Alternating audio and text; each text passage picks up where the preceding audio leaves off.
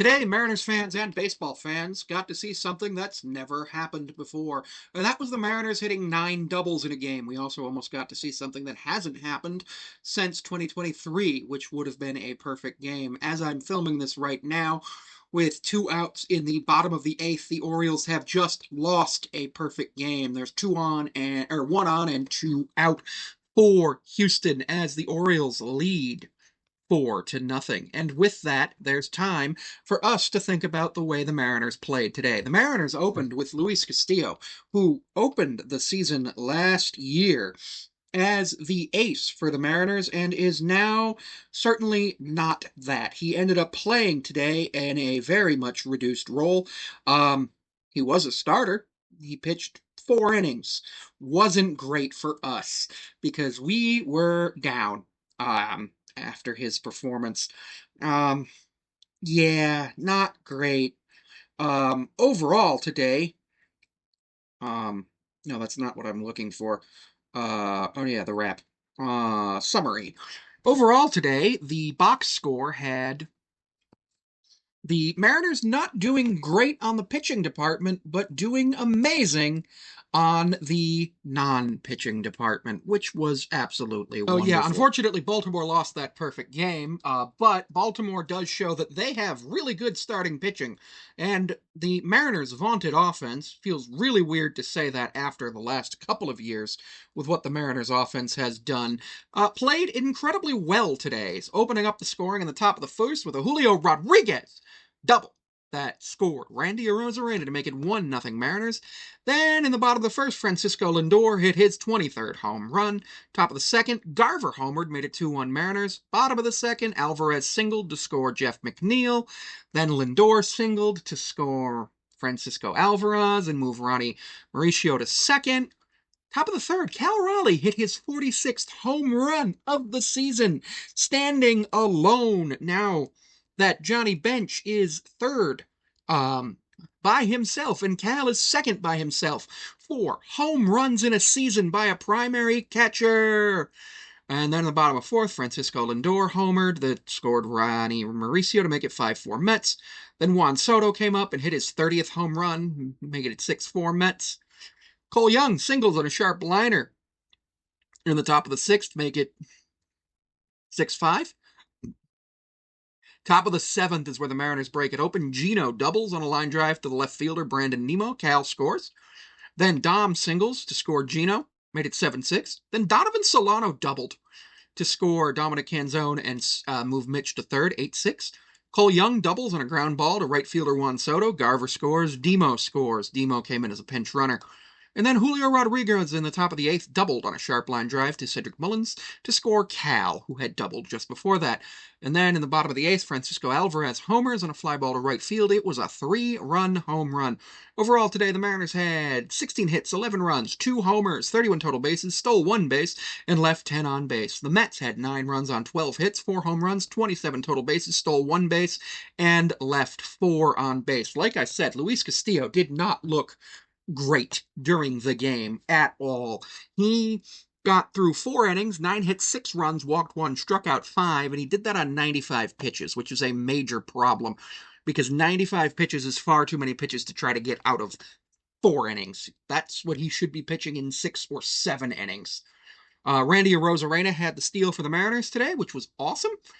In terms of the Mets pitching staff totals, they struck out 9, walked 4, gave up 16 hits, gave up 11 runs. All of them were earned.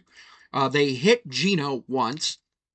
It was a 2-hour and 59-minute game with 41,200 people in attendance at center field. Bizzardo went an inning, got a strikeout. Caleb Ferguson went an inning. He was credited with the win, got a strikeout. Gabe Spire, 2 strikeouts. Coar went 1/3 of an inning, 3 hits, 3 runs. All of them earned. It was that 3-run home run, struck out 1, and gave up that home run. Matt Brash finished out that inning to get, I think he did it on like 17 pitches. No, Brash did it on 11 pitches with 9 of them being strikes. He struck out 1. Then Mooney came in, got his 29th save of the season. Absolutely something we were looking for. The offense today, like I said, set a record with 9 doubles.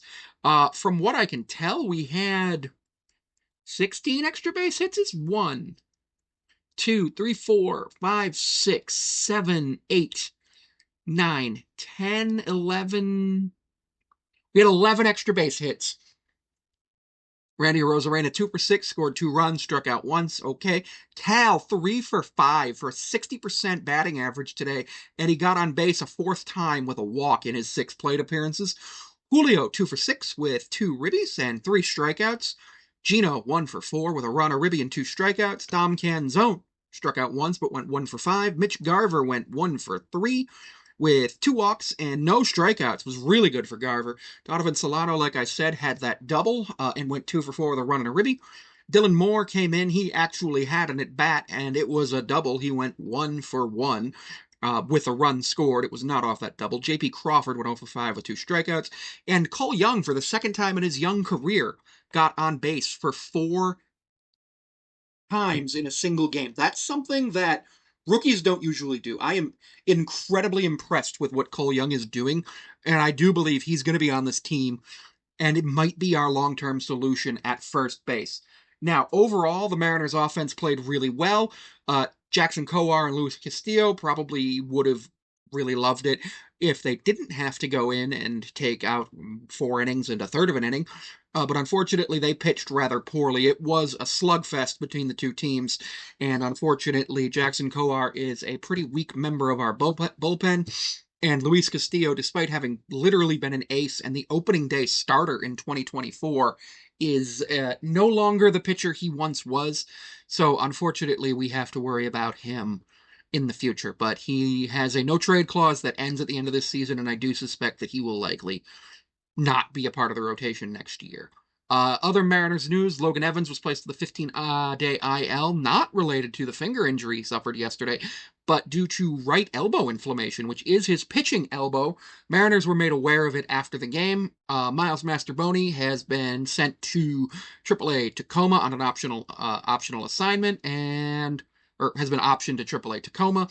And Luke Raley was activated off the 10-day injured list, and Tyler Sacedo was called up from AAA Tacoma.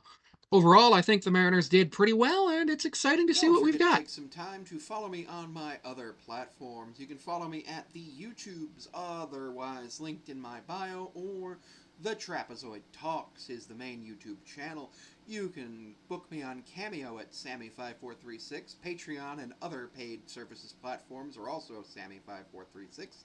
You can check me out on Instagram at Sammy54362 and Samantha P54361.